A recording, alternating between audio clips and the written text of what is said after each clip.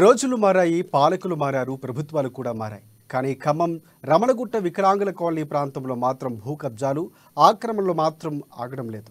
వికలాంగుల కాలనీ 57వ డివిజన్లో తెలంగాణ రాష్ట్ర ప్రభుత్వం 58వ జీవో ప్రకారం అప్పటి బీఆర్ఎస్ ప్రభుత్వం పల్లెబోయిన లక్ష్మికి పట్టా ఇచ్చింది.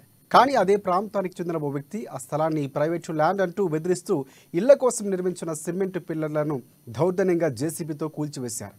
దీంతో బాధితులు బీఆర్ఎస్ను వీడి మళ్లీ ప్రస్తుత కాంగ్రెస్ పార్టీ అధికార పార్టీలో చేరి ప్రభుత్వానికి మచ్చ తీసుకొచ్చేలా చేస్తున్న వారిపై చర్యలు తీసుకొని తగిన న్యాయం చేయాలని జిల్లా కలెక్టర్, జిల్లా మంత్రులు తమకు న్యాయం చేయాలని కోరుతున్న బాధిత కుటుంబాల సభ్యులతో మా ప్రతినిధి ఉపేందర్ ఫేస్ టు ఫేస్.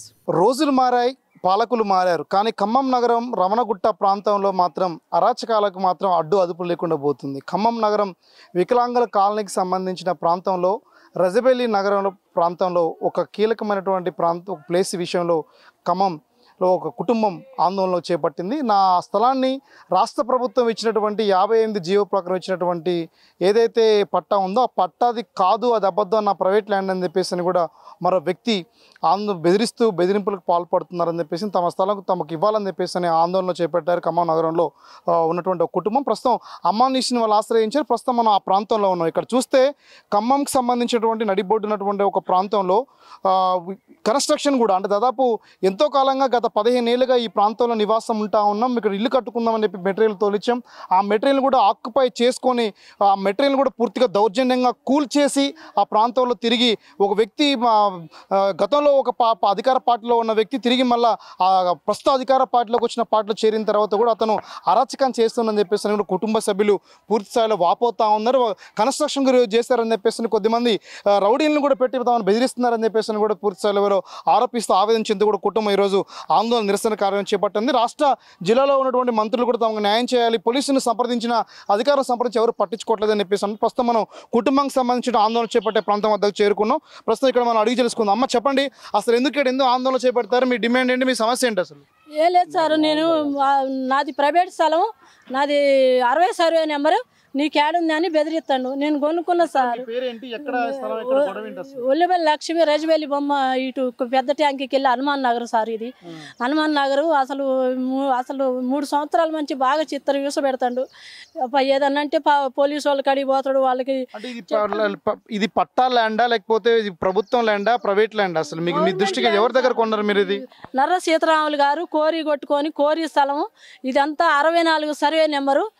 ఆయనకి ఒంట్లో బాగలేక అమ్మ అని అంటే నేను కొన్ని పైసలు ఇచ్చి మళ్ళీ 5-6 లక్షలు పెట్టి రాళ్ళు ఇవన్నీ కొట్టించుకున్నా సారు.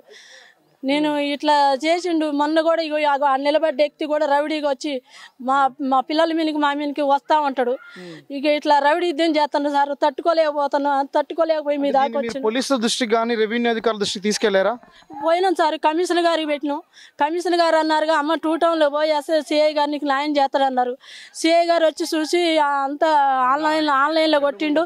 ఇక్కడ అందరు కూడా ఇంక్వైరీ చెప్పారు. ఆమెదే అండి 15 సంవత్సరాలు అయితే తీసుకొని కూడా రాళ్ళు అన్ని కొట్టించుకొని ఇట్లా చాలా ఇబ్బంది పడడం. సిఐ గారికి కూడా చాలా సమాచారం అందించారు. ఇక్కడ అందరు కూడా అన్ని తీసుకొని పోయినాక అమ్మ నీదే అంటున్నారు. కానీ వాళ్ళు ఏదో డాక్యుమెంట్ తెస్తున్నారు డూప్లికేట్. అమ్మ నేను ఎమరావుకి లెటర్ పెడతా, అది వచ్చిందాక ఆగండి అమ్మ అంటే ఆగకుండా కూడా రవిడి యుద్ధంగా నిన్న ఇయ్యాల పిల్లర్లు మా చెల్లె వాళ్ళ పిల్లర్లు ఉంటే వాళ్ళకి కూల్చివేసి బేస్మెంటం తీసి 3 లక్షలు మాలు సారు. ఉసుక జస్ట్ రాళ్ళు, అసలు రాళ్ళు గింత ఇళ్ళ ప్రతి పని చేసేవాళ్ళు వస్తారు సార్. మేము వస్తాం.